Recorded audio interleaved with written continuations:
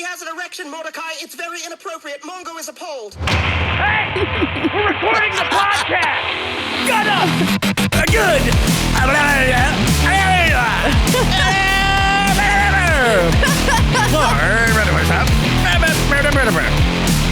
How was I early on that?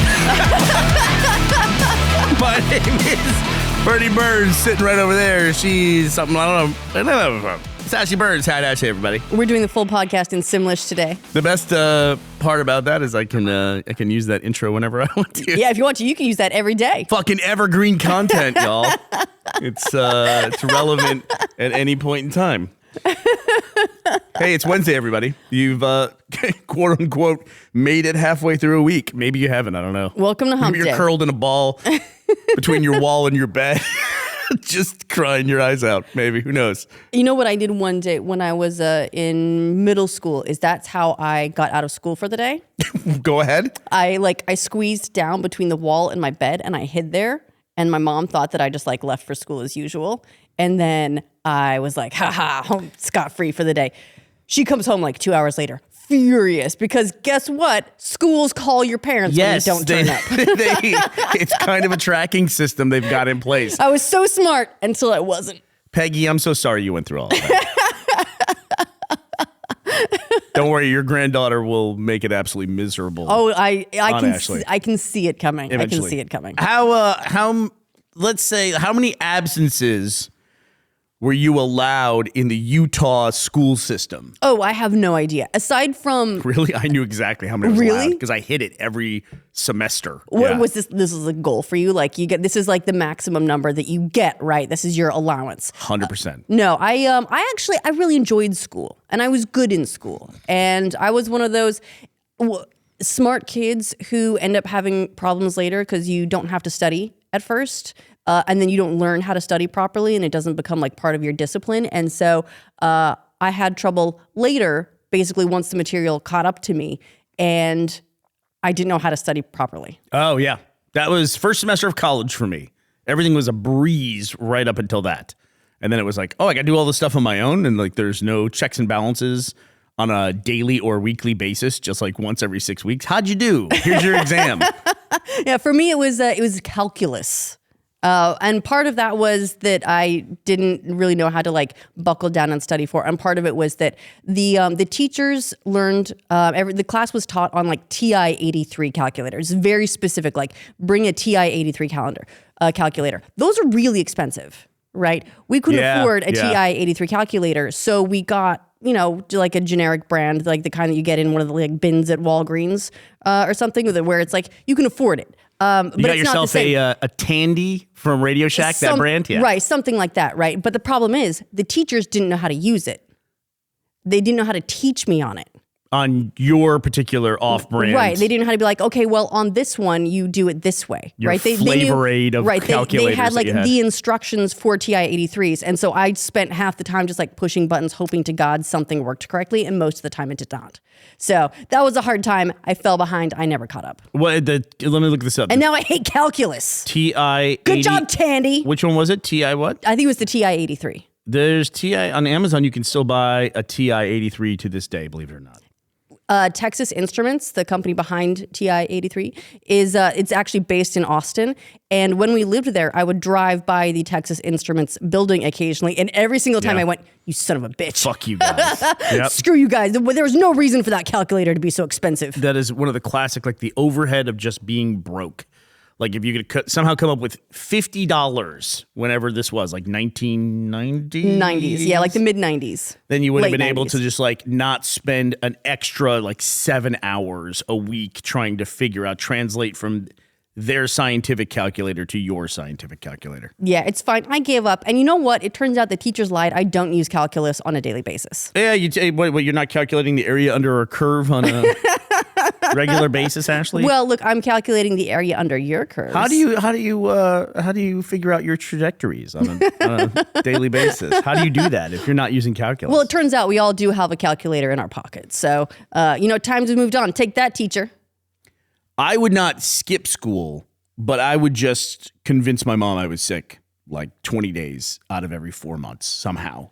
and I would stay home from school. She probably just got tired of like trying to make me go. And she's like, fine, whatever, kid. But my grades were fine, so it's like I just got used to doing that, and I would just fake it. After a while, it was just like we would go through like a 5-minute routine, and then she'd be like, okay, fine, stay home. How old were you before your parents let you stay home alone because they had to go to work? But you're sick. What are they going to do? So they leave you home alone for the day. Baby, How I was old? an 80s kid. They gave me a key when I was born and showed me how to lock up the front door. You came out with one. It's not a joke. We were all really raised that way. It was a point in time in American culture where there was a big shift, and it was one of the first times that both parents worked outside the home. I was cooking for myself at like cooking breakfast at like 4 and 5, like cooking eggs. I don't remember a time before the eggs. I don't. I feel like I could cook eggs my entire life. I was largely a cereal kid, but it was the same principle. It's like you get up, you get yourself breakfast, you get ready. And then we would like head off for the bus, right? We'd walk up to the bus, we'd get ourselves on the bus and go. I was 9 when I stopped going to daycare. My mom worked, and so she would drop us at daycare. We would go from daycare to the bus, and then the bus would drop us back off. We'd go to daycare. She'd pick us up later. I decided when I was 9 that I was far too old for that business. And so I convinced my mom that I was old enough and responsible enough to look after myself, my sister, who at the time would have been 6, and my brother, who at the time would be, he must have been going into kindergarten, so like 4 or 5. Mm-hmm.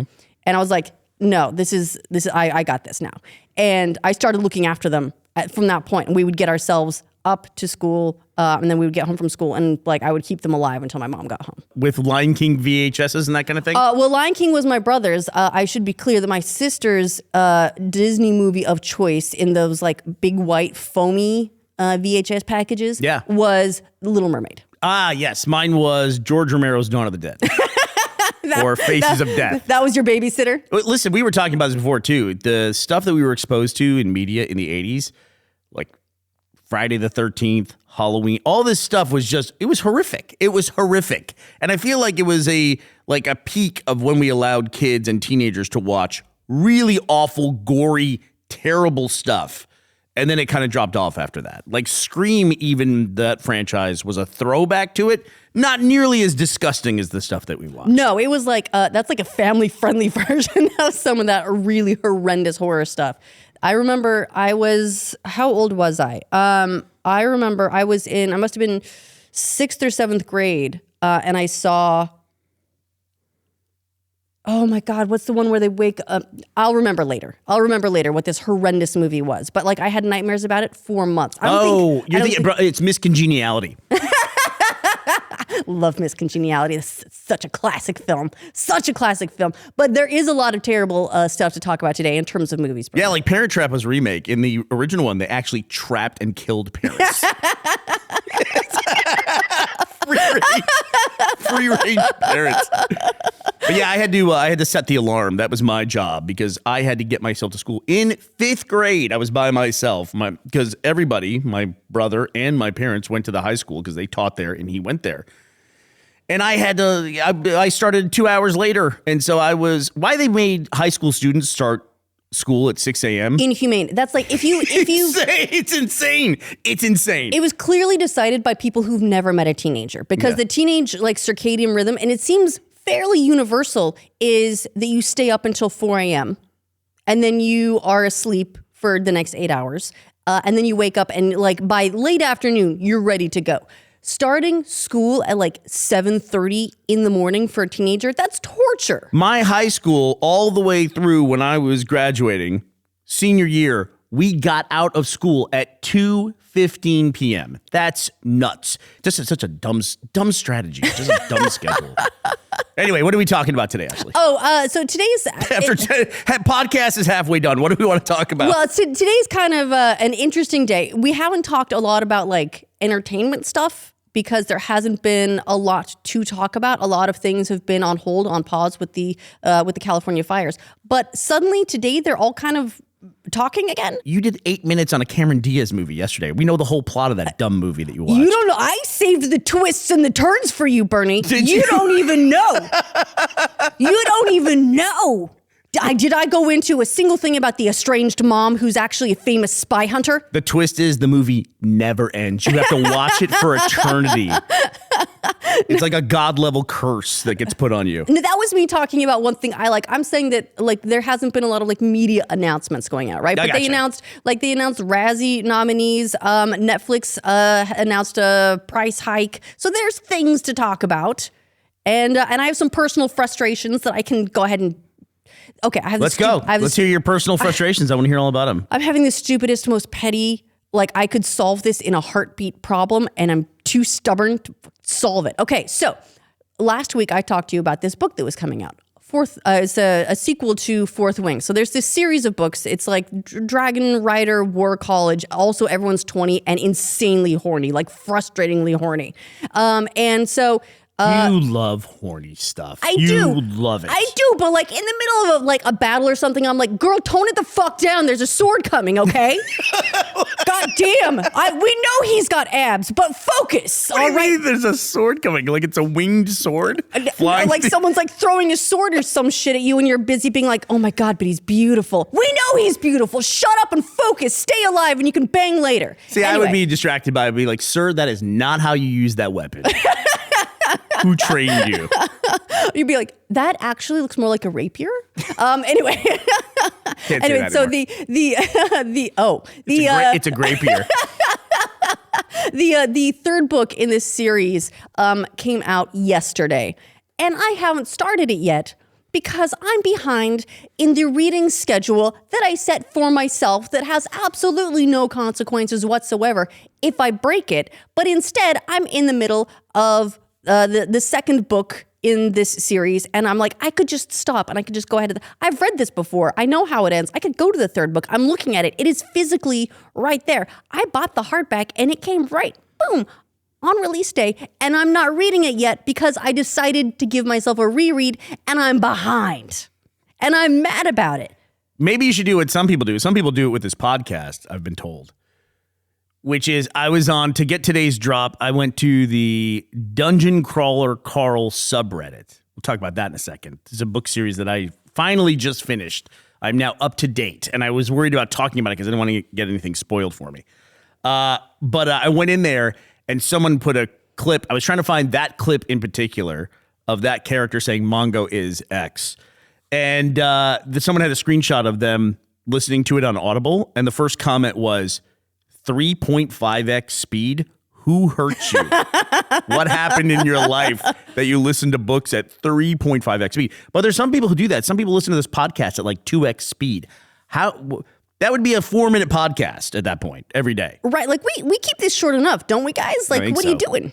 But yeah, some people. So why don't you do that with your books? Is what I'm saying. Why don't you just? Well, I'm reading it. I looked at reading the audiobooks or listening to them, in which case I probably could speed it up because, as we've noted before, I know what's coming. But you know how you had a problem with listening to the Stormlight Archive? I did. Because you just didn't vibe with the narrators. So as a Christmas present, I actually got you the full cast graphic audio version of Stormlight Archive to try. And I know that's in your queue, but I listened to the sample of the audiobook for Fourth Wing, and I just wasn't vibing. Like, that's not how that character sounds and presents themselves in my head, and I couldn't reconcile the two. So I'm just reading it like a numpty. I'm reading it like a numpty, Bernie. And so I'm behind. It is kind of crazy how much the narrator for an audiobook can affect me. Like, I think I like the Baba-verse books more because of the narrator who reads it. The narrator for The Martian, the one I have, it's almost like a lost media thing, like an app. People in our subreddit were talking about how they keep apps in like a little graveyard on their phone for apps that have been discontinued, but they won't delete them. My Martian copy that I have. You have the R.C. Bray version, right? That is correct. And I absolutely love it. And they've changed to Will Wheaton, and you can't even find his version anymore. And then, of course, Dungeon Crawler Carl. The narrator for that is just an obscenely talented guy. Before Dungeon Crawler Carl, I'd never come across this narrator before. His name is Jeff Hayes. And if you listen to this audiobook, you would never know that aside from one or two small cameos in some of the later books, it is all done by one guy. It sounds like a full cast narration, and it's absolutely brilliant. He's incredible. Yeah, and it's like a lot of performances where it evolves over time. Like the clip that I just played today is from book 2, I think. Doomsday's book 2. Yes. And even his interpretation of that particular female character is a little bit different than where it ends up. That's natural with the progression, but it's incredible the way that he can switch voices, male, female, different races in different classes, different races that morph into different races and play. When I say races, by the way, I mean like rat person. I'm talking fantasy version of it. Like he goes from like playing a Naga to playing an undead warlock, like instantaneously. Well, but he also has the responsibility for doing voices for people from all around the world. So he's got this like he has to have this global skill set of accents. I can't imagine the difficulty involved in what he's doing, but he brings that book to life in a fantastic way. I would never listen to that at 3.5 speed. And while I talk about the evolution of it as well, I just finished the 6th book. The 7th one is about to come out on Audible. I assume Audible. I'll listen to it on Audible.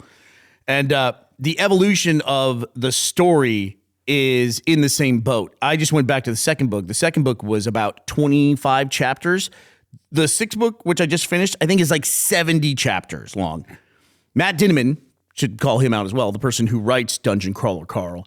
It's a very strange genre for me. It is lit RPG. It's very directly like a game. I don't know how else to put it. Like playing an RPG game. Right. It's like, think of it as like a literary version of someone playing an RPG, right? Characters level up. They get a new skill. They drink health potions, right? And I understand that it's a whole genre. They have mana. There's they have health. Yeah, there'll be like variation across the genre as to like how surfaced those elements are, and they probably change based on the individual series and its rules. But overall, it's like playing an RPG. I thought it would be cumbersome to read that, and it would draw me out, kill my suspension of disbelief.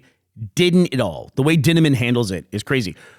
What's wild about him is these books are so incredibly dense. They are so fast-paced. Things happen so quickly. Like one book is the equivalent of like 3 books by the time you get to where I am in the series now. It's like insane. They just constantly change environments, constantly introducing new characters. You almost have to have a flow chart in your head of all of this stuff. And I'm wondering what it's going to be like to go to reading these books in real time.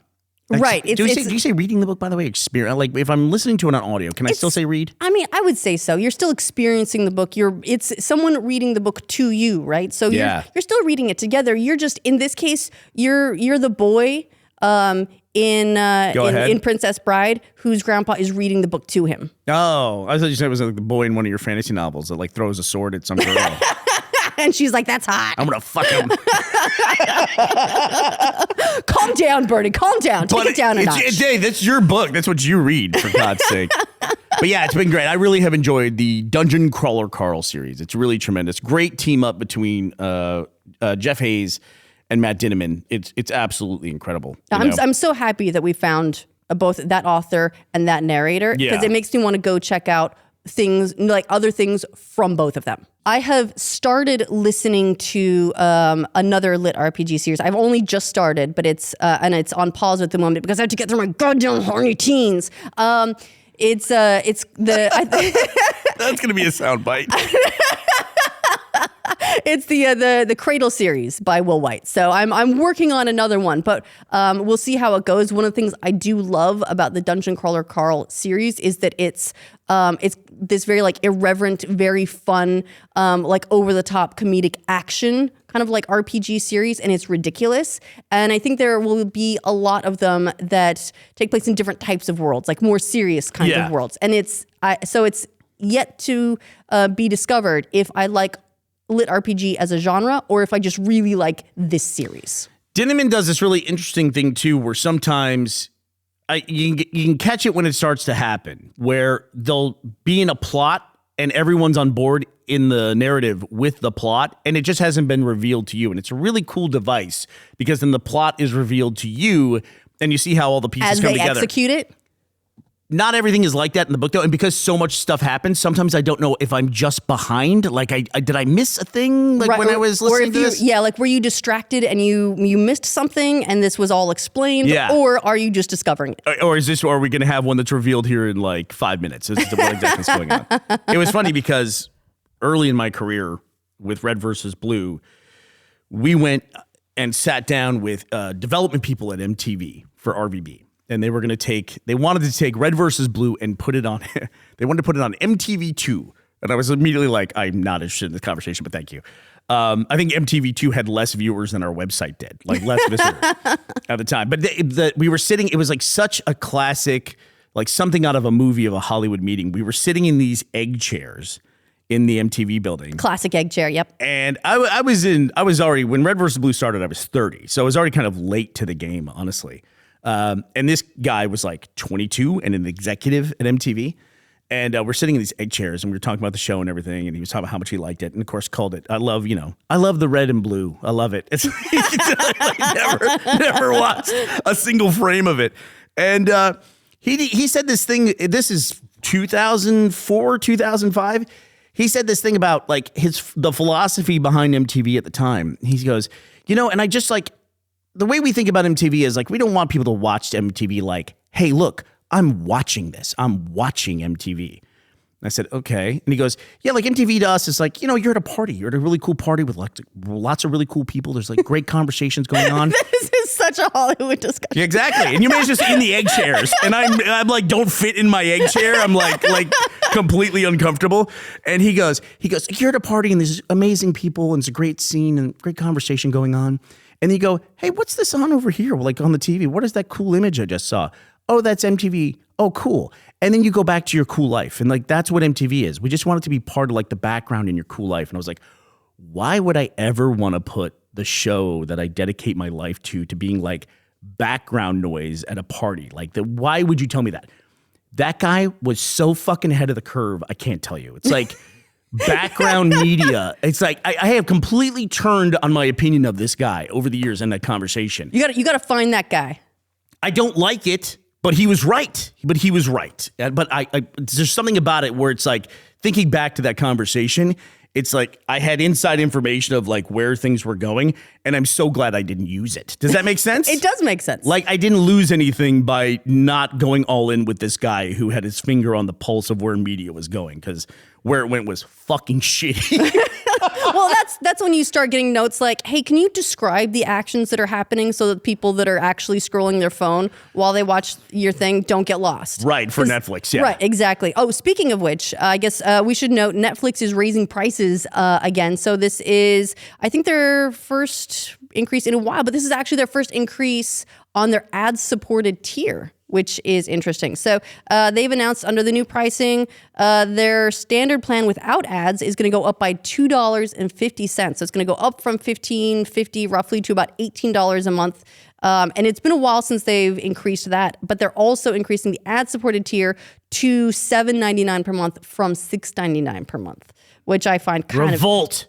I think, listen, if you're paying a subscription, you shouldn't see ads. Look, well, yes, but they're saying I'm going to pay a third of the subscription. I haven't done the math on that because I can't afford a TI-83 calculator. But it's like we're talking about $8 as opposed to $18. Do you want to process your trauma, Ashley? Do you want to process your solar powered trauma over there? Does it make you hate other things? Does it make you hate computers in general and like solar powered devices? I'm going to bring it all down from the inside. I'll get you Ashley got me for my birthday. She got me a Playmobil pirate ship. We had talked about, because we talked about what's the best Christmas gift you ever got. And that was your answer, that was the thing that stuck out in your mind is the best Christmas gift you ever got. So I got that for you, again, as an adult. And you put it together with Finn, who has proceeded, despite acknowledging that this is your ship, to steal all the pieces of your ship. Like he's stolen, I don't know if you've realized this yet, but he's stolen your treasure chest. He has stolen the cannon. And he's stolen your grappling hooks. He's shooting at his sister. That's what bothers me. I don't like that. So at some point when your birthday comes up in May, I will get you a TI-83 calculator. I'm finally going to learn. You'll be good at calculus. And finally, I don't want to spend too much time on this, but the Razzies did announce their nominees. That is the annual anti-awards where fuck 'em. they nominate Seriously, their fuck opinion those for guys. the worst movies of the year. What I find interesting about this is there is a lot of movies on there that aren't going to surprise us too much. Hate shit like this. Nominated for Worst Picture, Borderlands, Madam Web, Megalopolis, Reagan, which I haven't heard much about. But also, what I find interesting is that Joker: Folie à Deux has been nominated. It actually got a lot of nominations for the Razzies, which I found interesting, largely because I wanted to see how or if the response to the movie changed over time. Right when the movie came out, there was a lot of and poor response. That's literally a Razzie, by the way. It is. People were not impressed, and I wanted to know if that would change over time, or if initially the response was, from people who really enjoyed the first movie and then were sort of whiplashed by the change in structure and priority of the second movie, or if this was going to be a lasting response. Judging by all of the Razzie nominations, the response has not changed. People really do not like the movie. It is not just fans of the first movie. I hate even talking about stuff like this on this level because, listen, you should be able to criticize art and say what you think about it. That's fine. The stuff like the Razzies, though, which has been going for decades now, if you make that like your whole life endeavor and you make that your identity, fuck you. Well, it is Climb something up your own ass and die. Fuck you. It Who is gives a something shit? that's dedicated strictly to the teardown, right? Right. Strictly to this is the worst of the worst. Got enough of that. And I understand though that every movie that comes out, I'm happy has been made. Even the movies that aren't great, they were all a big group of people coming together to tell a story.